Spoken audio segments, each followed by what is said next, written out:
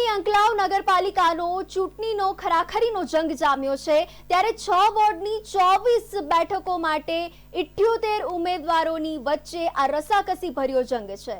અંકલાવમાં 20 booth પર મતદાન યોજાઈ રહ્યું છે, જ્યારે વહેલી સવારથી જ મતદાતાઓમાં ભારે નિરસતા દેખાઈ રહી છે। સમય વીતતા મતદારો મતદાન કરવા પહોંચ્યા છે। એક તરફ મતદાતાઓમાં ભારે ઉત્સાહ જોવા મળ્યો છે, ત્યારે આણંદની વાત કરીએ તો આણંદમાં વહેલી સવારથી જ મતદાતાઓમાં નિરાશા જોવા મળી રહી છે।